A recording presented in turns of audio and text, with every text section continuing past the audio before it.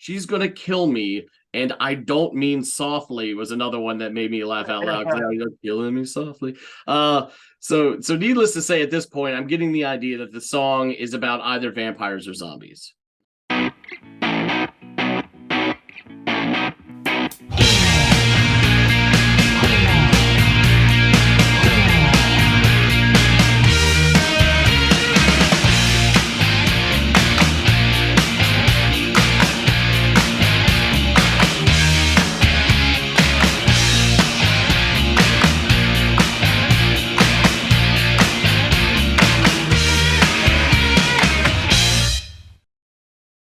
Hey everybody, welcome back to another episode of the Audiophiles. I'm Andy and that's John, and we get together and we offer up songs to one another. The other goes off and gives it a listen, and then we come back and we discuss it in detail. And today, John is up to bat. John, what do you have in store for us, sir? Howdy. I've got a track for you from a band called Old 97's. Have you heard of them? The name sounds familiar, but I don't think I'm familiar with any of their works, no. Okay, cool. This is a lovely little ditty called Timebomb. Okay, cool. I love a lovely little ditty. Let me go off and give it a listen.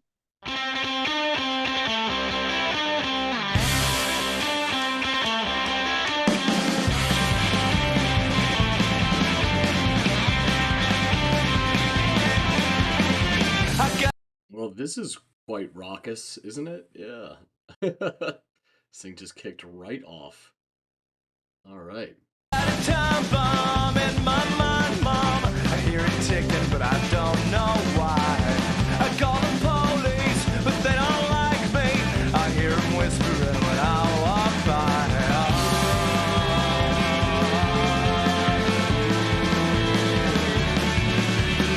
I got a landmine in my bloodline. I'm not immune to getting blown apart. She'd like a claymore, that's what she's there for.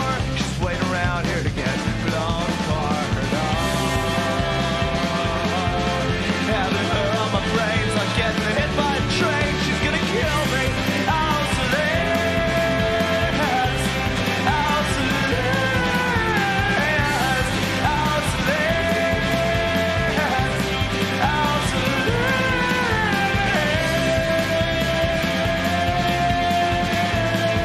This is very American sounding, and it has this like country punk kind of sound to it that I know is kind of a niche subgenre that's out there. And it's fun to listen to this. It does has this use this term recently in other songs, but this galloping kind of rollicking sound to it all. And it kind of fits the motif of this I don't know if this is the album cover. I would guess it is, but yeah, it works. It works. It fits the motif and the aesthetic here. This is a lot of fun. There's a landmine in my bloodline or something like that. That's heavy. I dig it. All right.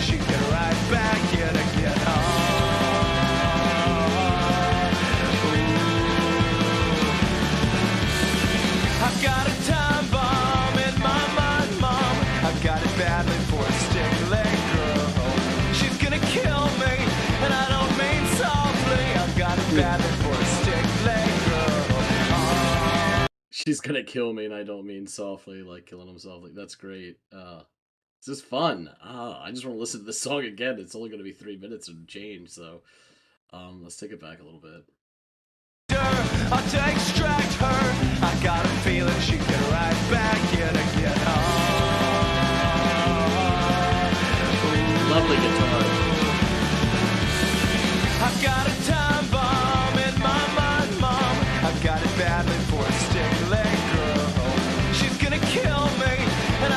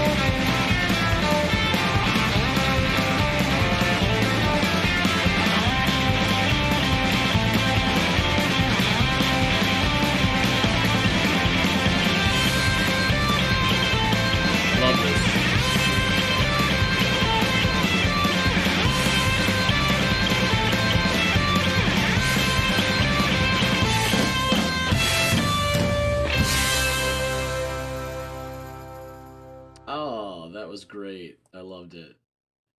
Oh, that was a lot of fun. Oh, like again, rollicking guitars, and it's like frenetic and pacey, and just a joy to listen to. It kind of sweeps you up in it. God, yeah, that American sounding voice for sure. Um, yeah, I don't know how these guys kind of they sound like they would have come out like when maybe late '90s, early 2000s, or something like that. Maybe mid '90s. I don't know. But sort of around the time I was coming up and very much impressionable and listening to music, and I'm surprised that these guys didn't land on my radar. Um, but I'm glad they did today because this is a lot of fun and interesting. And I wonder if this is a good indicator as what their sound is. And if it is, I'd like John to give me some more of these guys because this was just a really fun song. It wasn't like super heavy. I didn't have to wade through anything. I just kind of let the song hit, and it was just a little over 3 minutes of just like fun, joyous, and kind of like a ride of music. So yeah, this is good stuff.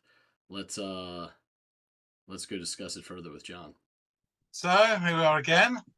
You've had to listen to Time Bomb. What do you think? Um, Aptly named. Just from the macro perspective, right, of what this song kind of is. It is just this that occurs, and in the best way. Uh we've got this like high energy right out of the gate. All this the best word to describe the song is just rollicking. And you've got this rollicking guitar and this galloping bass and these tight, like paradiddle driven drums going on. And it's like instantly giving me like cowpunk vibes. Where you have this like pop punk meets rockabilly country amalgam unfolding, which is not a subgenre that I've like listened to a lot. And that's not to say that I wouldn't like it. It just on paper sounds so oddball to me that I've never really gotten into it. But yet I know that there are other like Cake, for instance, will tap into some weird country vibes into their stuff, but not so much the punk speed that this offered. And this is like a whole nother beast. And actually I kind of like enjoyed this. So it was fun for me. This whole experience, this short little 3 minute song was just a lot of fun. And I think it was fun because a lot of it, not only just the upbeat nature of it just gets you kind of moving and smiling anyway, but then you have like all of this like dark humor going on in the lyrics that were a lot of fun too, and they're like humorous and pointed, and I caught a lot of them actually, because one thing that I can clearly tell was that this band is very much American. And as silly as it is, for hearing his delivery was so like, my ears are so accustomed to that kind of delivery that I could pick up on just about every word he was saying. But he said, I've got a time bomb in my mind, Mom. I call the police, but they don't like me. I hear them whispering when I walk by. I got a landmine in my bloodline, and I like that line a lot. I'm not immune to getting blown apart. She's like a claymore. That's what she's there for. She's waiting around here to get blown apart. Yeah, there's a lot of that. I need a doctor to extract her. She's gonna kill me, and I don't mean softly was another one that made me laugh out loud. You're killing me softly. So needless to say, at this point, I'm getting the idea that the song is about either vampires or zombies. I just. It is actually likely about a succubus of some sort that this guy has in some sort of way over. Now, I also get that it might not even be that like she's the villain. Maybe it's just this is how in love he is, or like how wrapped around her finger he is because he's that, enthralled with her. So maybe she isn't this horrible thing, but like all the metaphors are very violent and in nature, so you naturally think, oh god. Yeah, well, I think he does a lot of his songs sort of tongue-in-cheek. There's a great lyric to another song of this album called Barrier Reef, where he's describing he's in a bar and he sees a woman. So something like, I saddled up and sat down by her, and then shouted, "Hi there, my name's Stuart Ransom Miller. I'm a serial lady killer." She said, "I'm already dead." That's what she said. Blah blah blah. It's just really funny, you know. So he paints Uh, himself as slightly a bit of a dick sometimes, anyway. I think so. yeah, I think at least 50% of the problem is with him, you know. But yeah, yeah, yeah, yeah. That's great. No, it's fun. These I could tell just off this song alone, and again, this like, 3 minute song, that this is a very funny guy who's yeah. writing this music and the lyrics obviously that accompany it. So and If they'd have just calmed down a little bit, they could have had a decent 5 minute song. But they oh were yeah. just too too hyped. Yes. It was a race. Sometimes I mean the thing should have started with like a gunshot and then gone off because it's from the word go, man.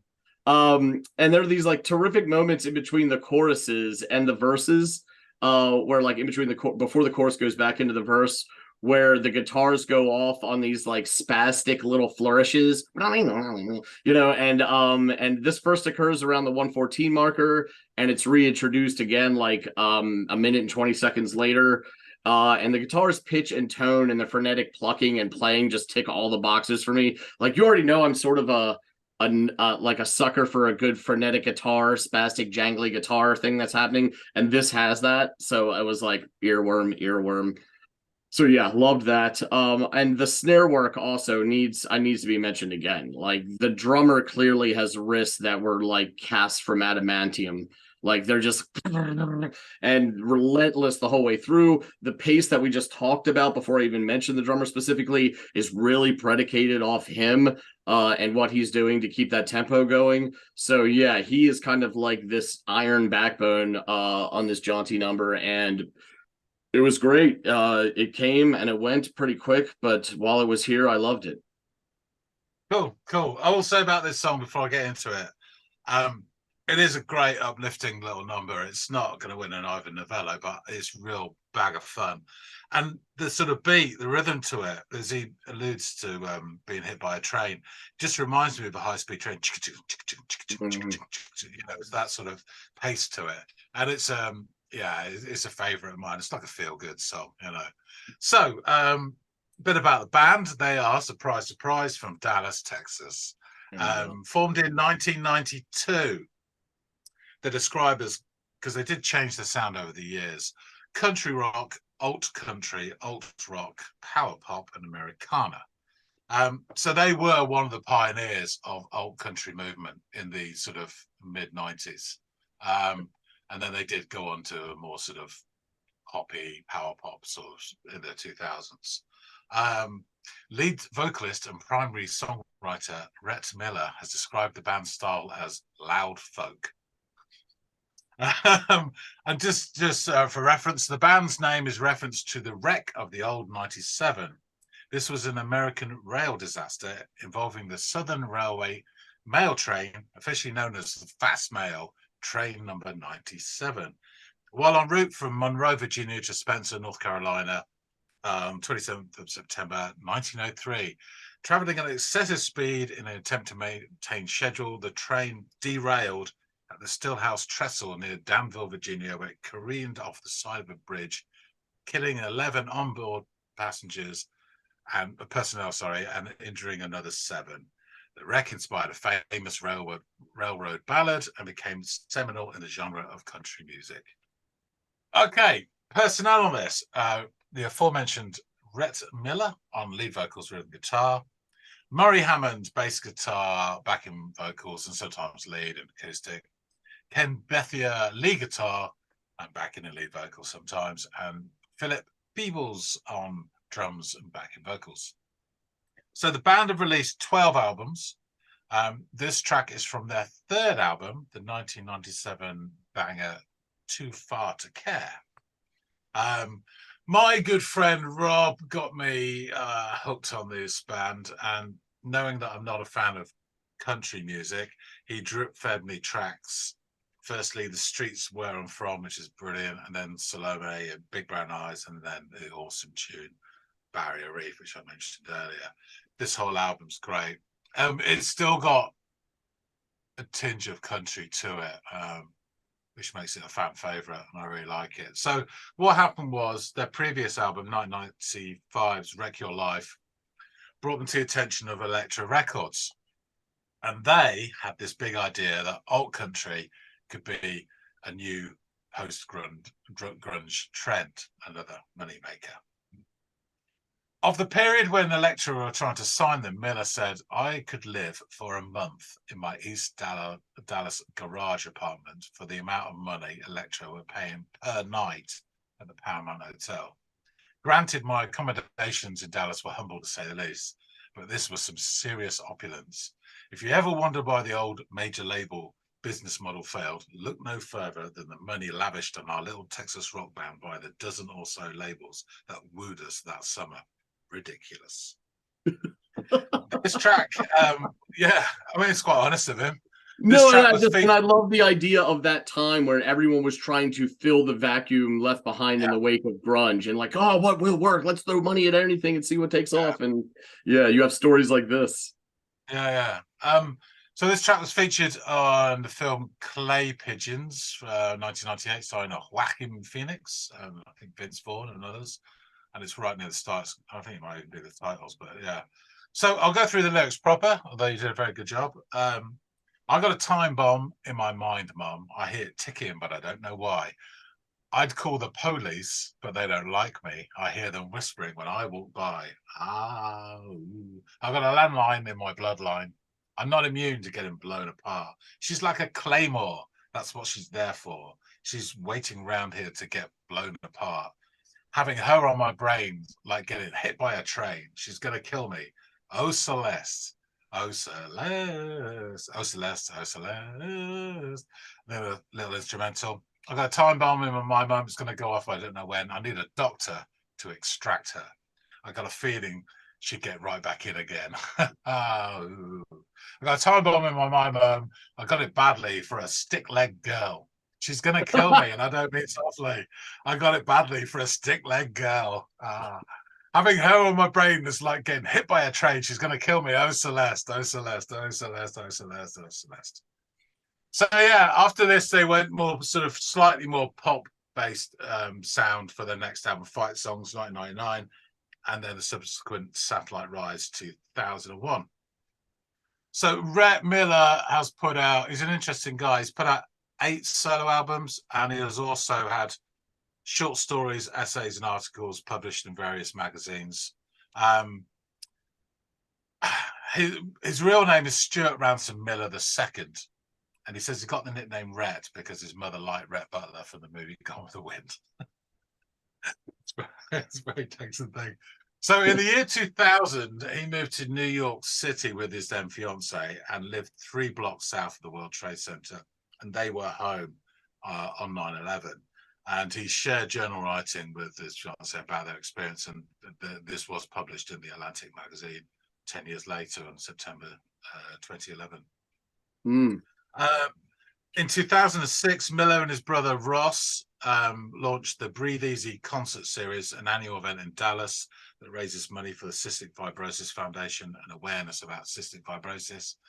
And in 2016, Miller appeared as part of the OK to Say initiative sponsored by the Meadows Mental Health Policy Institute of Dallas, which encourages the use of therapy to prevent suicide and address mental health issues.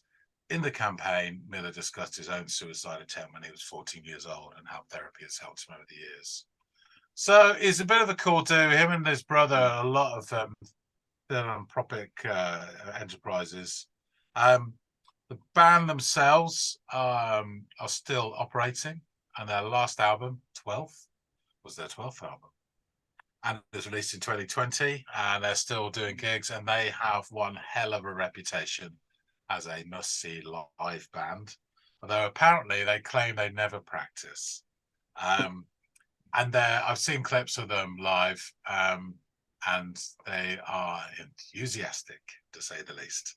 And funny enough, my friend Rob, who introduced me to this band, came around for a visit earlier today, and we were talking about this, and they've been touring recently on 97's, and the 3 gigs he was aware of were all sort of on school nights, and there were like different places he couldn't get to.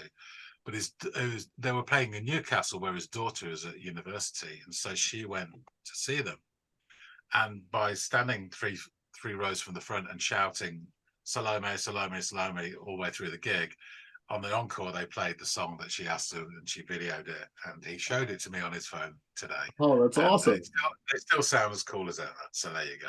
That's great. I like how you said they're known for playing very enthusiastically. Like, I just listened to a song and cannot imagine that being played in any other fashion but enthusiastically. I mean, the whole song was enthusiasm. The live clip I saw had more oomph to it. It had a bit more. He was really going for it. And there's a really nice version on YouTube somewhere. It's one of these session ones, not in the van, but something like that. And it's just him sort of almost reclining on a sofa with a guitarist on an acoustic, and he sings this song. And he belts it out. His voice is huge at this point. Really, really cool version. There you go. Oh, that's great. Okay, I shall wrap things up. Thanks for listening to Sandy. I'm glad you liked it. It's something a bit different from moi anyway.